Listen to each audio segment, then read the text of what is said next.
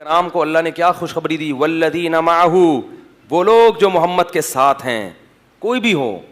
حضرت معاویہ کیا محمد صلی اللہ علیہ وسلم کے ساتھ نہیں تھے؟ جب نبی دنیا سے گئے ہیں اس وقت حضرت معاویہ سے ناراض نہیں تھے، اور اس وقت حضرت معاویہ کا شمار صحابہ کرام میں ہوتا تھا۔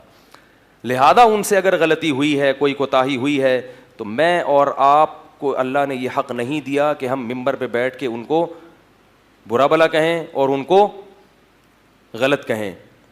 غلط کا مطلب گناہگار کہیں۔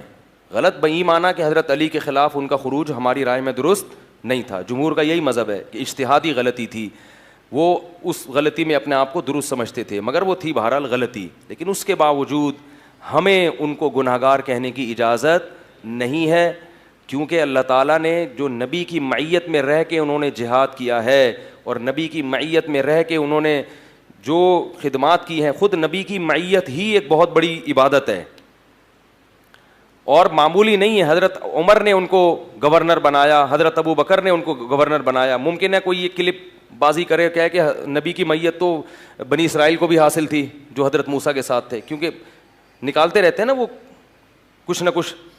تو یاد رکھو حضرت موسیٰ کے ساتھیوں کی قرآن نے ایسی تعریف نہیں کی ہے۔ کس کی تعریف کی ہے؟ محمد صلی اللہ علیہ وسلم کے ساتھیوں کی۔ اور اس کی ایک عقلی لاجک بھی ہے، نبی کے بعد کوئی، محمد صلی اللہ علیہ وسلم کے بعد کوئی نبی نہیں آئے گا، تو آپ کو جو ساتھی دیے گئے، جو آپ کے دین کے امین ہیں، وہ بڑے خاندانی قسم کے ساتھی دیے گئے ہیں، سمجھ رہے ہو؟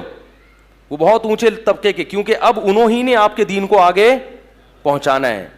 جبکہ حضرت موسیٰ کے بارے میں اللہ کو معلوم تھا کہ یہ آخری نبی نہیں ہے، ان کے بعد بھی نبوت کا سلسلہ جاری رہے گا۔ تو ہمارے نبی کے لیے جو ساتھی ہیں وہ سلیکٹڈ ہیں، ان کے سلیکشن بھی قرآن میں ہے کہ سیماہم فی وجوہہم من اثر السجود ذالک مثلہم فی التوراۃ ومثلہم فی الانجیل۔ اللہ نے تورات اور انجیل میں پہلے سے لکھ دیا تھا کہ جو آخری نبی آئے گا اس کے ساتھی معمولی ساتھی، بولو بھائی، نہیں ہوں گے۔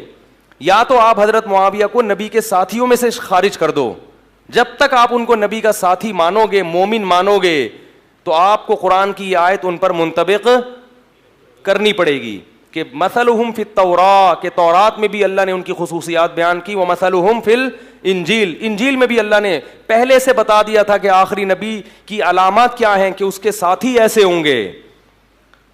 تو یہ آج پبلک کی سمجھ میں نہیں آ رہا، چند نوجوان لونڈے لپاڑے بیٹھے ہوئے ہیں، وہ بیٹھ کے کلپ بنا رہے ہیں اور لوگ بیٹھ کے ان کی باتوں میں، یہ قیامت کی علامات ہیں کہ نبی نے فرمایا کہ علماء کم ہوتے چلے جائیں گے اور لوگ جہلا کو اپنا رئیس بنا لیں گے۔ فضلوا واضلوا، خود بھی گمراہ ہوں گے اور دوسروں کو بھی گمراہ کریں گے۔ اسی طرح میں نے کسی کے بارے میں یہ کہا تھا کہ انہوں نے صحابہ کے بارے میں کہا کہ ان کے دور میں جھوٹ بولا گیا، تو گویا صحابہ سے بھی، تو ایک صاحب نے اس پہ لمبے چوڑے کلپ بنایا کہ وہ تابعین نے جھوٹ بولا ہے۔ تو صحابہ کا مطلب یہ تھا کہ صحابہ کے دور کا مطلب کہ تابعین۔ یاد رکھو جب کوئی یہ کہنا چاہتا ہے نا کہ تابعین نے کے دور میں جھوٹ بولا گیا، تو وہ تابعین کا دور کہے گا، وہ صحابہ کا دور نہیں کہے گا، وہ تابعین کا دور کہے گا، وہ صحابہ کا دور نہیں کہے گا۔ تو اس لیے کہنے کو بڑی لمبی لمبی باتیں کی جا سکتی ہیں، لمبے لمبے چوڑے کلپ تیار کیے جا سکتے ہیں۔ میں بار بار کہتا ہوں بات مختصر ہونی چاہیے اور ٹو دا پوائنٹ ہونی چاہیے۔